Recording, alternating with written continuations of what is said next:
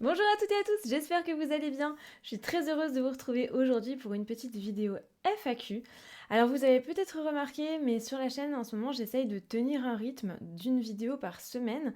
Ça tombe en général le dimanche à 18h et cette semaine ce n'est pas tombé le dimanche à 18h parce que j'ai eu une semaine horrible et que du coup il a fallu faire plein de choses, j'ai été complètement débordée et du coup je n'ai pas pu m'astreindre à mon rythme. Mais ça fait rien. Cette vidéo normalement arrivera avec un jour de retard. Si tout va bien, elle devrait donc vous arriver lundi à 18h. Et on va essayer de reprendre le rythme normal à partir de cette semaine, donc le dimanche à 18h. Du coup, c'est parti. Je vous avais posé quelques questions, enfin, je vous avais laissé un sticker de questions, pardon, sur Instagram pour voir si vous aviez des questions à me poser sur lesquelles vous aimeriez des réponses en vidéo.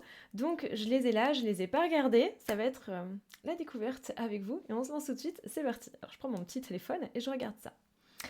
Alors, première question. Ouf, on commence très très fort. Est-ce qu'un TSA, entre parenthèses, autisme, parce que TSA, c'est les troubles du spectre autistique, pour celles et ceux qui ne savent pas, peut bloquer l'intuition ou le ressenti des énergies, etc. Alors, c'est une question, il faudrait bien plus qu'une vidéo FAQ pour répondre à ça, et surtout, il faudrait bien plus que mes petites compétences à moi. J'ai beau souffrir moi-même d'un TSA, il faut savoir que les TSA, c'est très, très, très, très vaste. Il n'y a pas deux personnes qui ont le même trouble. Et même parmi les personnes qui ont des troubles semblables, on retrouve des dissonances et des choses qui sont très différentes. Du coup, c'est très difficile de répondre à cette question-là. Cela dit, il existe effectivement des troubles du spectre autistique qui sont extrêmement profonds et qui brouillent beaucoup au niveau du ressenti, en particulier du ressenti émotionnel. On l'a vu très récemment d'ailleurs. Quand j'ai fait récemment un atelier sur la création d'un oracle personnel et on avait parlé justement du rôle de l'émotion dans la pratique magique et le fait que l'émotion joue un rôle très important et du coup forcément quand on a des problèmes de gestion de l'émotion, on va se retrouver oui forcément avec des problèmes de perception. Il faut savoir que on va dire un des symptômes les plus généraux des TSA, ce sont des troubles de la communication et de la perception des signes, en particulier dans ce qui fait partie de la communication non verbale. On va avoir du mal à analyser les regards, les postures, les gestes, les attitudes des gens et à les interpréter pour en déceler en fait le sens au niveau communicatif et y réagir de manière appropriée. Souvent, on n'a pas beaucoup de filtres. Donc forcément, quand on est dans ce genre de ressenti, oui, ça peut être un blocage. Cela dit, moi enfin, de là à dire que ça peut bloquer l'intuition, j'irai pas jusque-là, parce que je pense pas, déjà je pense pas qu'on puisse bloquer l'intuition, qu'un facteur extérieur puisse bloquer l'intuition. Pour moi, l'intuition, c'est vraiment quelque chose qu'on a tous à l'intérieur de nous. On l'a tous en nous. C'est quelque chose de Tennessee. Pardon, je suis vraiment désolée. Si vous avez cette chanson dans la tête pendant 8 jours, ce sera de ma faute et j'assume. Mais qu'on laisse ou non s'exprimer. Toujours dans l'atelier qu'on a fait sur la création d'oracle, j'avais matérialisé l'inconscient et l'intuition, ça fonctionne un petit peu pareil. Comme l'enfant, vous savez, qui vous tire par la manche en vous disant maman, maman, maman, maman, maman, maman, il est chiant, on lui dit oh Mathéo, tais-toi un peu. Voilà, généralement on fait ça avec l'intuition. Et il y a des parents qui réagissent tout de suite et qui répondent tout de suite à leur enfant qui fait maman, maman, maman, ou papa, papa, papa, hein, je dis maman, ça aurait pu être papa, mais euh, et qui vont dire oui, qu'est-ce qu'il y a, qu'est-ce que je t'écoute mon petit chéri, qu'est-ce qui t'arrive? Et ça, ce sont les gens qui vont être très ouverts à leur intuition et à leur inconscient. Mais ça, c'est une question d'attitude, c'est pas tellement une question de TSA ou de disposition mentale. En fait, t'as des gens qui ont une disposition mentale qui est tout à fait basique, qui ne souffrent pas de troubles de la perception, mais par contre qui n'écoutent absolument pas leur intuition parce que leur conscient a pris le pas sur leur inconscient. Donc pour moi, c'est plutôt ça le problème. Après, effectivement, il y a des TSA qui peuvent être très très lourds et qui peuvent bloquer au niveau du ressenti de l'intuition, en particulier quand on est dans l'analyse permanente de ce qu'on pense, de ce qu'on des choses qui viennent se former dans l'esprit et où on va tout rationaliser, tout intellectualiser en permanence. Et effectivement, dans ce genre de cas, oui, ça peut bloquer des choses. Mais je ne pense pas que le problème majeur soit le TSA. Je pense que ça vient plutôt d'un problème personnel et ça vient d'un spectre qui est multifactoriel. Effectivement, il peut y avoir les TSA en ligne de mire, mais il y a aussi l'éducation, il y a aussi la culture dans laquelle on a baigné, il y a nos expériences. Admettons que vous avez écouté votre intuition un jour et que finalement vous le regrettez, vous auriez pas dû, ben du coup vous allez naturellement être beaucoup moins disposé à le refaire. En revanche, si une fois vous l'avez écouté et que vous vous dites oh là là mais heureusement que je me suis écouté, eh bien tout naturellement vous allez être plus disposé à réécouter votre intuition, que vous souffriez de TSA ou pas. Donc je pense pas que ça ait un rôle majeur à part dans les troubles autistiques qui sont extrêmement lourds. Voilà.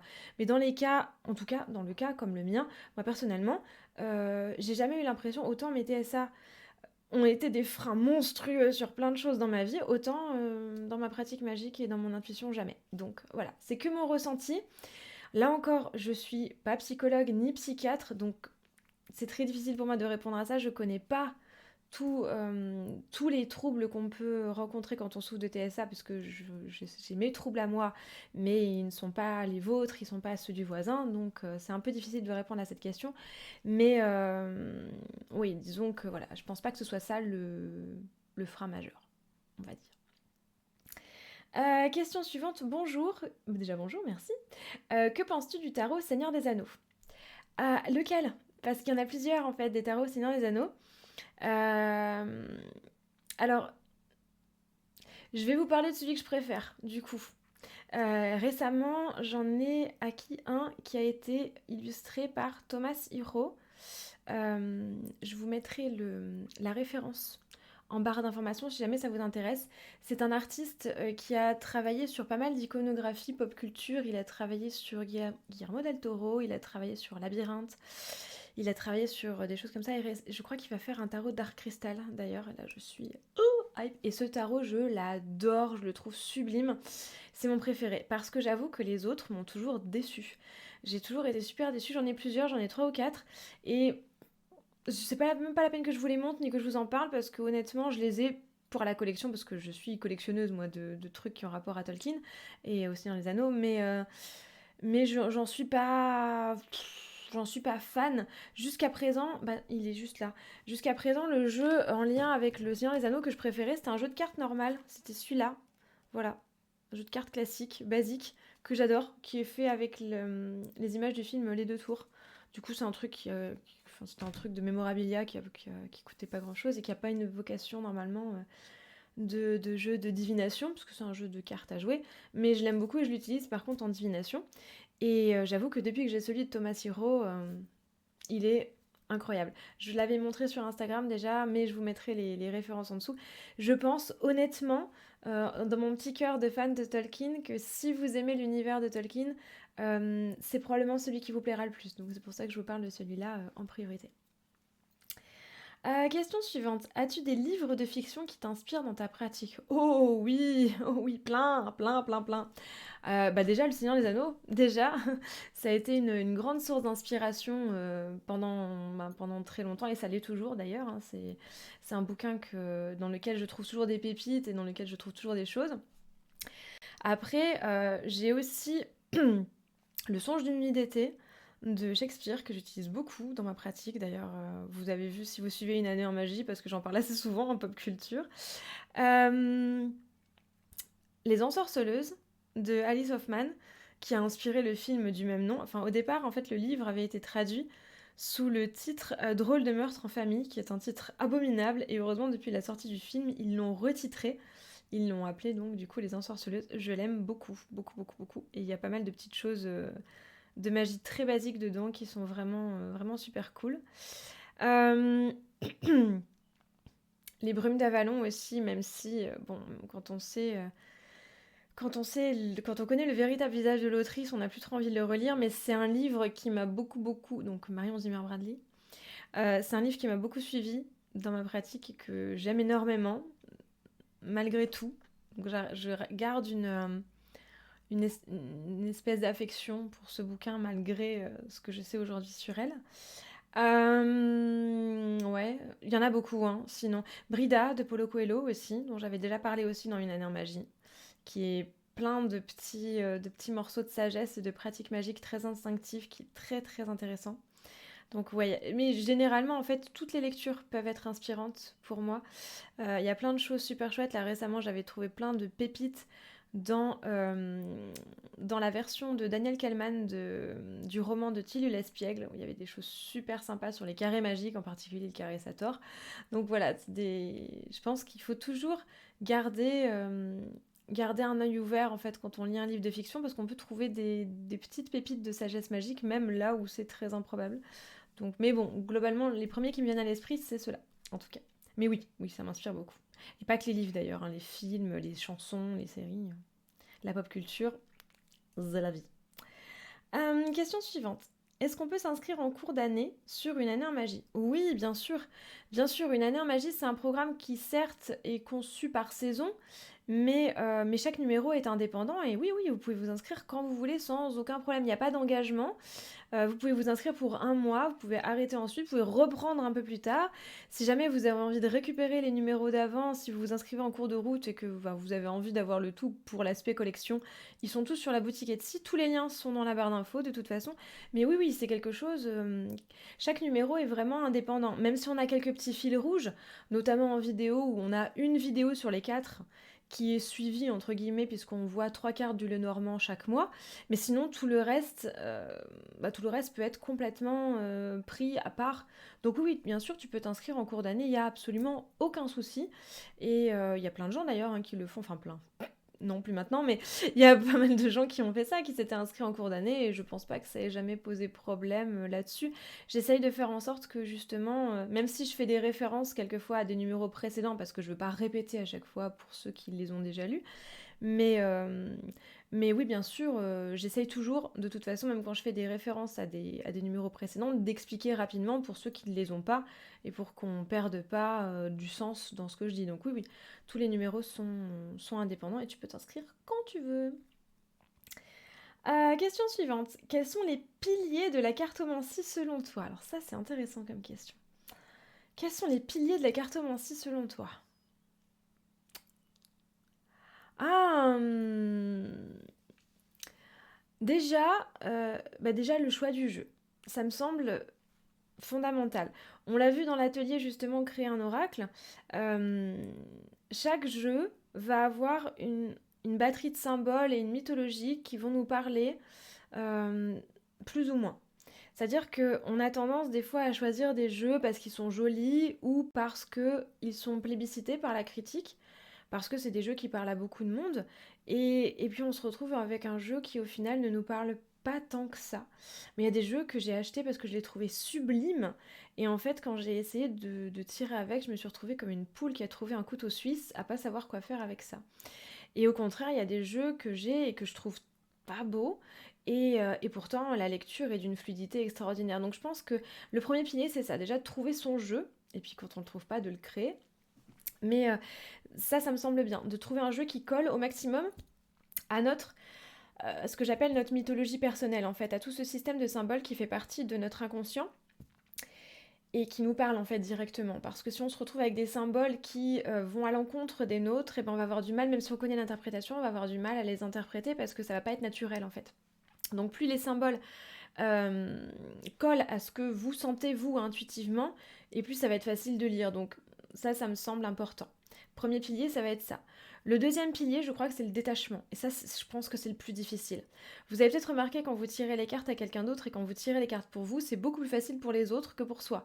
On pourrait croire au début que c'est l'inverse, parce qu'on pourrait dire, ouais, mais moi je suis plus au courant de ma situation, je me connais mieux, donc du coup ça va être plus facile pour moi que pour quelqu'un que je connais pas. Et en fait, c'est tout l'inverse. Moins on connaît quelqu'un et plus c'est facile de lui tirer les cartes parce qu'on n'a pas d'attente, qu'on n'a pas d'engagement émotionnel, qu'on a moins d'empathie, on a toujours un peu d'empathie avec les gens, mais moins, et que du coup, voilà, on est moins... Enfin, on est bien d'accord que annoncer un échec potentiel à quelqu'un qu'on connaît pas et l'assumer pour soi, c'est pas le même engagement émotionnel. Moi, je veux dire, quand j'étais cartomancienne publique, enfin publique, oui, si, publique, parce que j'ai fait aussi dans les festivals, mais quand il y avait des gens qui me demandaient si leur projet allait aboutir et que le tirage disait en gros il y avait peu de chances que ça arrive, bon ça m'ennuyait pour eux parce que c'est toujours désagréable d'annoncer à quelqu'un que ce qu'il a envie de faire est susceptible de pas se produire. Mais bon, c'était pas gravissime. Alors que quand c'est quelque chose qui survient pour moi ou pour un de mes proches, je me dis, oh non, zut, attends, je vais chercher, il y a peut-être un truc qui va atténuer, j'ai peut-être mal compris, c'est peut-être pas ça. Je vais chercher en fait ce que j'attends. Et ça, c'est super dur, je crois. Et c'est vraiment pour moi un des piliers les plus importants, justement, d'arriver à se détacher de ces attentes, de cette proximité qu'on a avec nous-mêmes pour faire un tirage qui soit le plus objectif possible. Et ça, c'est très, très, très, très dur. Donc, du coup, ne jamais tirer les cartes, par exemple, quand on est dans un état de détresse émotionnelle. Vous venez de perdre votre boulot, vous avez reçu, vous sortez en fait du bureau de votre patron, patronne, qui vous a annoncé que vous êtes licencié, ne tirez pas les cartes maintenant, attendez un peu parce que vous êtes sous le choc et du coup, ça va être compliqué. Et ça, c'est pas facile, parce que du coup, c'est maintenant qu'on a besoin de réponses. Enfin, qu'on croit avoir besoin des réponses. C'est pas demain, c'est pas quand on se sentira mieux. Donc, ça me semble très difficile. Et le troisième pilier, je crois, ça va être de ne jamais utiliser son jeu uniquement pour la divination, mais l'utiliser pour plein d'autres choses, pour pouvoir vraiment travailler avec. C'est-à-dire que si vous voulez vous lier avec votre jeu, mais que vous l'utilisez que pour tirer les cartes, ça va être limité. C'est un petit peu comme si vous avez un chien et que votre chien, vous n'avez des contacts avec lui que pour aller le promener. Bah non, c'est pas que ça avoir un chien. Alors c'est sûr que ouais, vous avez peut-être adopté votre chien en vous disant ouais c'est cool, on va aller faire des longues balades, ça va être ça le plus sympa. Mais enfin en attendant, votre chien, vous allez aussi lui donner à manger, vous allez aussi le câliner sur le canapé, vous allez aussi le brosser, le laver, lui apprendre à s'asseoir, à se coucher, à répondre à son nom. Il y a plein d'autres choses que vous allez faire avec votre chien, vous n'allez pas juste l'emmener en balade, même si c'est le plus agréable et même si c'est ça qui a motivé le fait d'adopter un chien. Et bien, un jeu de cartes, c'est pareil, même si c'est la divination qui vous a motivé à l'adopter, ne faites pas que ça. Euh, Utilisez votre jeu aussi pour, pourquoi pas, pour raconter votre journée. À la fin de votre journée, racontez votre journée avec vos cartes. Racontez un film. Essayez de voir quelle carte pourrait raconter un film. Ça, on le fait beaucoup sur le Discord d'une année en magie avec le Lenormand. Pour apprendre le Lenormand, on avait fait un jeu comme ça où on essayait de faire deviner des films en mettant les cartes du Lenormand. Voilà, c'est des trucs comme ça. Décrire une personne, raconter un rêve, raconter une histoire, décrire une situation, le manipuler, le regarder, le trimballer avec soi, juste le sortir, le battre de temps en temps pour apprendre à faire corps avec lui. Il y a tout, pour moi, c'est important en fait, tout ce rapport qu'on va entretenir avec le jeu et qui va faire on va le lier à nous. Donc voilà, pour moi, ce seraient ces trois grands principes-là qui seraient les piliers de la cartomancie, à mon petit avis à moi. Euh, Si toute ta vie devait se résumer en un livre ou un film,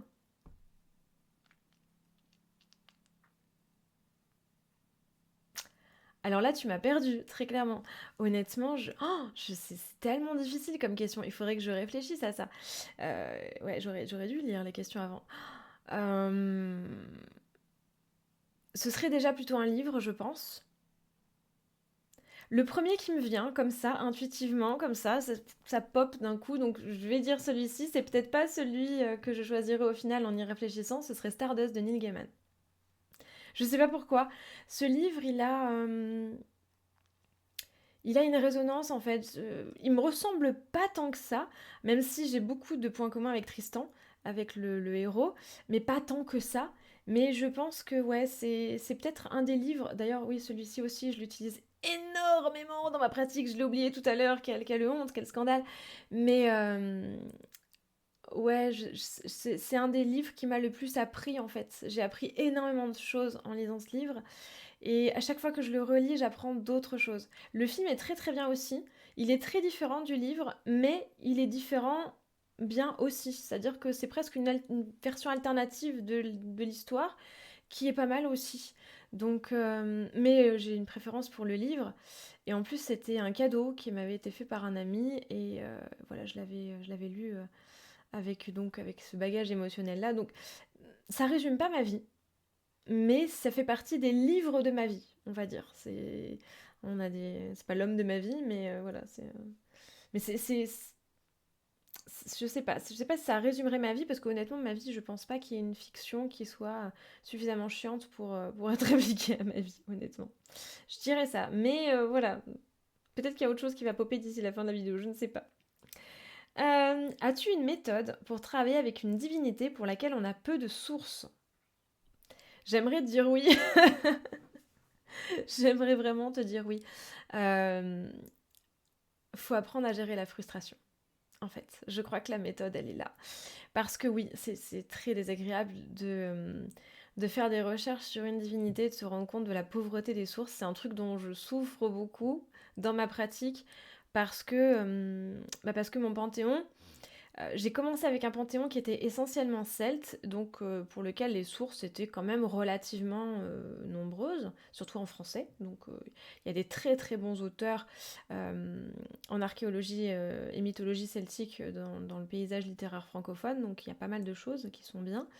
Mais mon panthéon a de plus en plus tendance à se tourner vers les panthéons germano-scandinaves et slaves. Et alors là, c'est Bagdad au niveau des sources en France, vraiment. Euh, pour ça hein, que je vous ai dit que je regrettais énormément de ne pas avoir appris l'allemand plus tôt.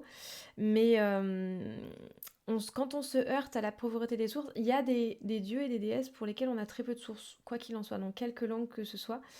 Et faut accepter, gérer la frustration et se dire que bah, le reconstructionnisme ne va pas être possible. D'ailleurs, j'ai une vidéo qui est prévue là-dessus, on verra que le reconstructionnisme, en fait, il est jamais possible.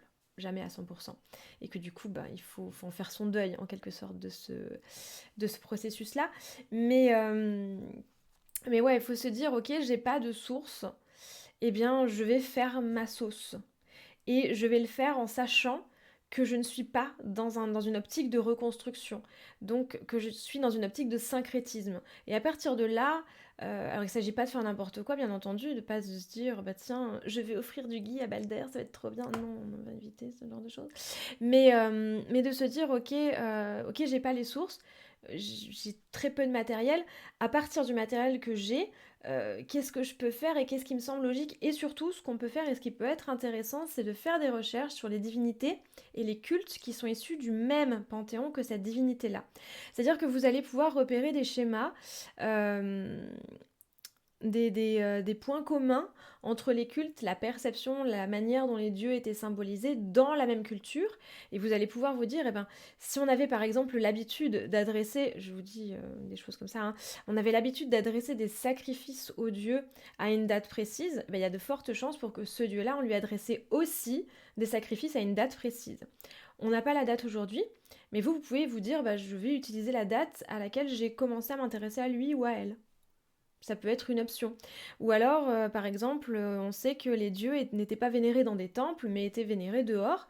Eh bien moi, ce que je vais faire, c'est que je vais vénérer ce dieu dehors, même si je ne sais pas exactement si cette divinité était bien vénérée dehors. Mais de toute façon, dans les polythéismes, on se rend compte que le culte à chaque dieu partage des points communs avec le culte rendu aux autres dieux. Du coup, il y a de fortes chances pour qu'un dieu peu connu d'un panthéon ait été honoré d'une manière semblable aux dieux plus connus de ce même panthéon, même s'il y a des exceptions. Hélas, il y a des dissidents dans chaque panthéon. On l'a vu quand on a parlé de Pan dans Une année en magie. Pan, lui, il avait un culte qui était très différent des autres dieux du panthéon grec. Et du coup, voilà, là, il y a des exceptions, il y a des choses qui marchent moins bien. Mais bon, on peut essayer de sauver les meubles un peu comme ça. Mais il ne faut pas s'empêcher de travailler avec une divinité parce qu'on est en lacune de source. C'est dommage. Ce serait dommage de passer à côté de ça. Si cette divinité t'appelle, c'est qu'il y a une raison. Donc, fais de ton mieux. En fait, fais de ton mieux et sois honnête envers toi-même et dis-toi bien que ben tu fais peut-être pas ce qui était traditionnel de faire. Après, ça ne veut pas forcément dire que ce que tu fais, c'est pas bien. Il n'y a que le dieu qui pourra, ou la déesse en question, qui pourra en juger. Euh... je, je, je vois le nom de la personne, je vois la question, comment se fait-il que je ne suis pas étonnée? Ta chanson des années 80 préférée? Sans la moindre hésitation, même pas besoin de réfléchir une seconde, Running Up That Hill de Kate Bush, qui est une de mes chansons préférées de l'univers infini. Si c'était ma chanson préférée de l'univers infini, j'étais très très contente qu'elle revienne à la mode avec Stranger Things. C'est un petit peu retombé, c'est dommage. Mais ouais, c'est cette chanson, c'est la meilleure chanson de l'univers. Bon, il y a beaucoup de chansons que j'aime dans les années 80. Il y a Separate Ways de Journey qui est aussi juste derrière, je pense. Enfin, il y a plein de chansons que j'adore comme ça, mais Running Up That Hill, sans hésiter. Je change de page. Si tu pouvais réinitialiser un seul élément de ta pratique, lequel ce serait? C'est super intéressant comme question, ça. Euh, Refaire réinitialiser un seul élément de ma pratique.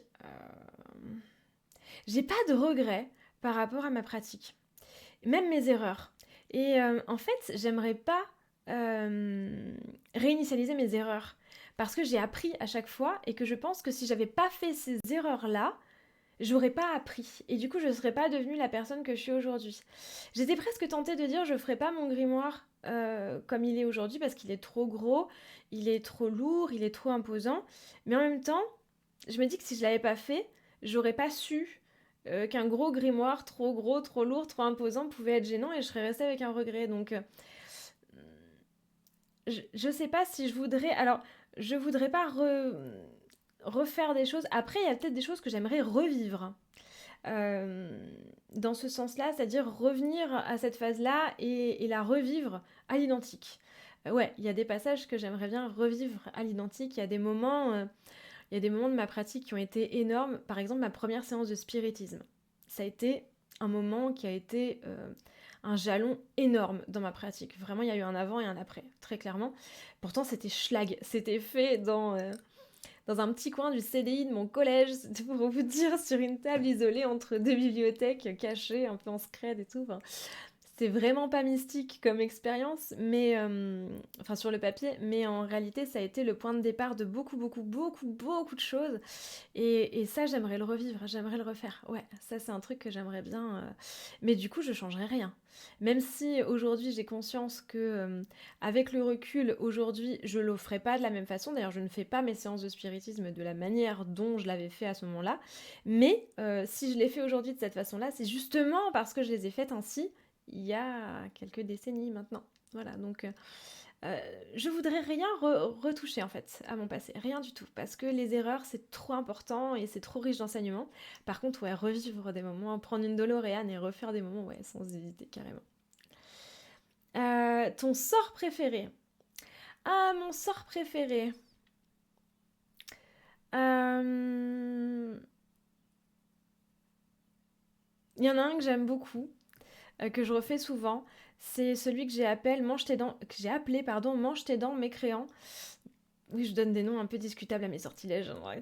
Mais c'est un sortilège de protection, en fait, et de protection que j'avais faite suite à une attaque psychique dont j'avais été cible. Et je l'adore. Je l'adore parce qu'il est hyper efficace. Il marche très, très, très, très bien. C'est un petit peu comme quand on réinitialise l'alarme de la maison, quoi. Donc je le fais assez souvent, celui-là. De là à dire que c'est mon préféré, je ne sais pas.